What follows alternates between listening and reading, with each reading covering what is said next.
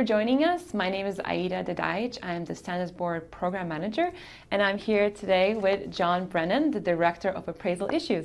Hi, everyone.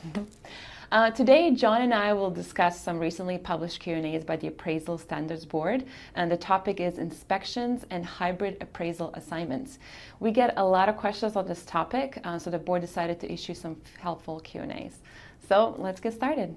All right. So the first question is, can I perform an appraisal if the property inspection was done by someone else?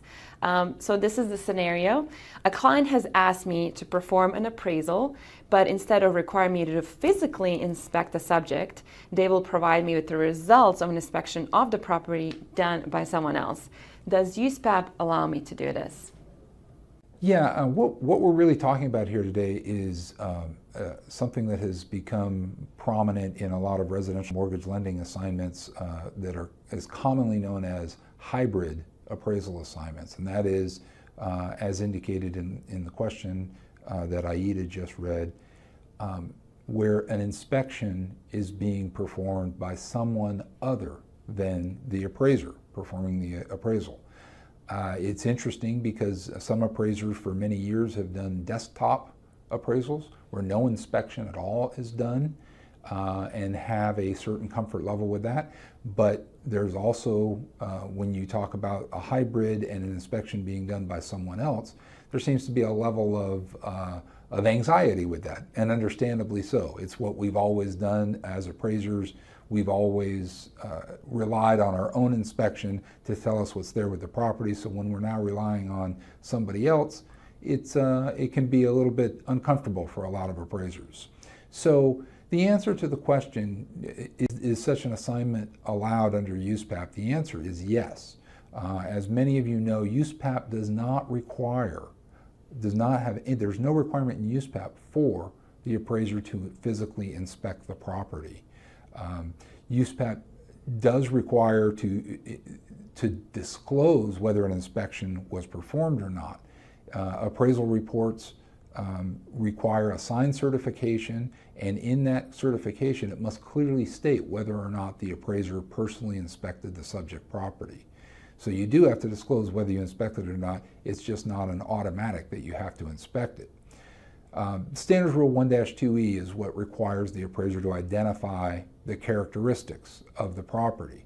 And an appraiser can actually use a lot of different resources to do that. They can use a combination of property inspection, plans, specifications, public records, engineering reports, photos, etc., to gather information about the relevant characteristics of the subject property. It's not required that they do an inspection. But if the appraiser does not do the inspection, that appraiser has to have a reasonable basis to believe that the information being provided by the client, in this case an inspection performed by someone else, is credible. An appraiser can't allow the assignment conditions, and this would be an assignment condition where the appraiser does not inspect the property, to limit the scope of work to such a degree that the assignment results are not credible. So we say that USPAP does allow for assignments where you don't have to do an inspection, but if by not performing an inspection and using the information provided by the client, the results are not credible, that's not allowed. Then you have to talk about doing an inspection or some additional steps that you can take. If an appraiser does determine the only way to be able to obtain information about the relevant characteristics of the subject property and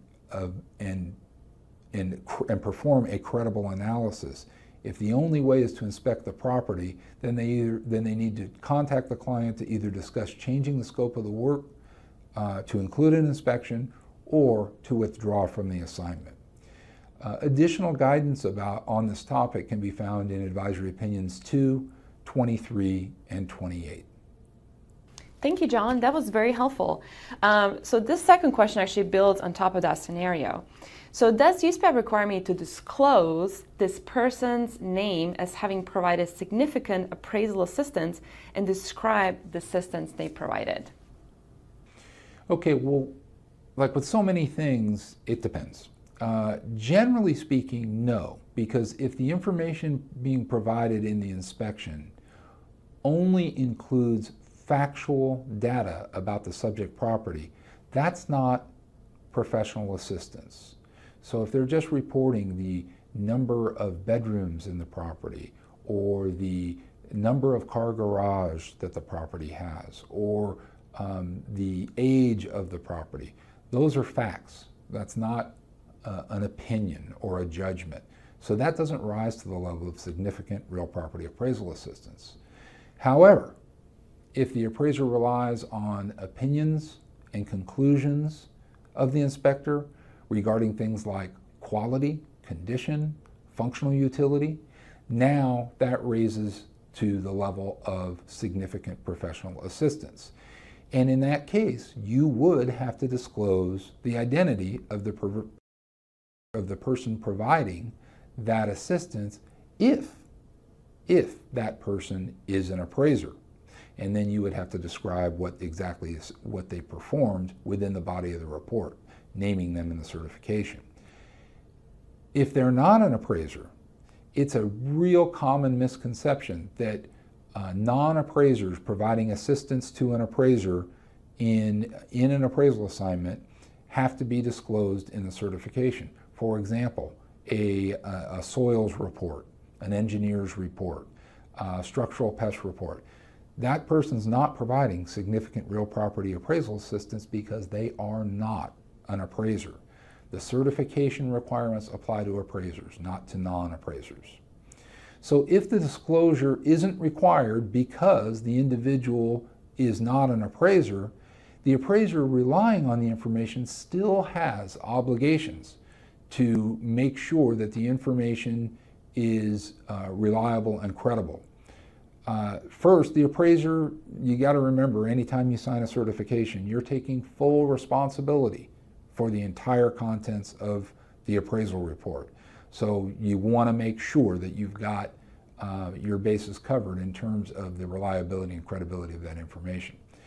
Second, the appraiser has to have a reasonable basis to believe that that information is credible. It's not okay to say, I found this person, they really don't know anything about real estate, and they did this inspection, and I really don't think it's credible, but I'm going to use it anyway. You can't do that. You have to have a basis, a reasonable basis that the information is credible. Standards Rule 1-2E is what requires the appraiser to identify the relevant characteristics of the subject property. Now, if the scope of work that the appraiser requires that the appraiser consider the physical aspects of a property that they would not know without inspecting the property, the source and accuracy of that information becomes critically important. Okay, so if in fact the appraiser doesn't inspect the property and needs to know certain things about the physical characteristics because that's required to produce credible assignment results, it becomes critical being able to rely on the credibility of the inspection that was performed. Currently, USPAP doesn't require those who are not appraisers to be identified in the certification. That is something that the ASB is examining, whether or not people who do provide assistance but are not appraisers, whether they should be identified in the certification just like appraisers are today. So stay tuned for more on that. Great, thank you, John. So this is the third question, and it is the last question that builds on top of the scenario. So it says, if I rely upon that inspection, should I employ an extraordinary assumption? Like so many other things, the answer is it depends. And in this case, it depends on the appraiser's judgment about the reliability and completeness of the information that's contained in that inspection report that the client provided. Now, right off the bat, I know a lot of appraisers that will say, I don't care, I'm always going to use an extraordinary assumption if I got an assignment like this, but it's not necessarily required in order to comply with USPAP. And when isn't it required? If the appraiser determines that the information contained in that report is reliable and it's sufficient to allow the appraiser to properly identify the property characteristics and develop credible assignment results, an extraordinary assumption would not be required under USPAP. Could you still? You could, but it wouldn't be necessary given all those conditions if they're met. But it's important to note, Advisory Opinion 2 has the following advice. I'm going to paraphrase a little bit, but it's interesting that this was already in USPAP. And when you see these new hybrid assignments that we're talking about, it almost seems as if the ASB foresaw this kind of situation. AO2 includes information that talks about the appraiser making sure that the degree of inspection is adequate to develop a credible appraiser. The degree of inspection is not necessarily by the appraiser, but the degree of inspection must be adequate in order to develop and produce credible assignment results. An appraiser can't develop a credible appraisal if adequate information about the relevant characteristics of the subject property is not available. It's just not possible. So when adequate information is not available through a personal inspection or from sources that the appraiser believes are reliable, which may be that inspection, an appraiser must withdraw from the assignment unless they do one of two things. They modify the assignment conditions to expand the scope of work to include gathering the necessary information. In this case, contacting the client saying, I can't perform a credible appraisal based on the inspection you provided me. I need to go do my own inspection. And if the client says yes, you've modified the scope of work, you're able to produce credible assignment results, you can go on. Another option is employing an extraordinary assumption about the information that was provided in the report, in the inspection report, if credible assignment results can still be developed. That's the key. If the appraiser determines that the inspection report provided by the client is not adequate to identify the property characteristics, or if the appraiser believes that the data source is not reliable, now the appraiser has three choices. Again, as mentioned a moment ago, expand the scope of work. This might include performing an inspection. This may include having a conversation with the person that did, or research or other information. If an appraiser can do that, expand the scope of work with these other, by these other sources, they may or may not, they may be able to go ahead and proceed with the assignment without employing an extraordinary assumption or declining. The second would be to use an extraordinary assumption about the information, again, with the understanding that the results have to be credible. So you can't employ an extraordinary assumption that results in not having a credible appraisal. That's always a requirement of using an extraordinary assumption or a hypothetical condition for that matter. And then the third is if the appraiser can't increase the scope of work, can't use an extraordinary assumption, the appraiser's only option at that point is to withdraw from the assignment. Wonderful. Well, thank you so much, John. And that's it for this set of Q&As. If you have more questions, please look in the back of your USPAP book. It's going to have a lot of frequently asked questions. I believe we have around 300 and plus. And also we have some advisory opinion that really goes deep into these topics. If you have a question, please send it to us.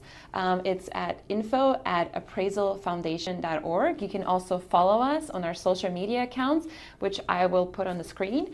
And any comments, please put them below. Thank you so much for joining us, and please make sure to follow all of our other helpful Q&A videos. Thank you.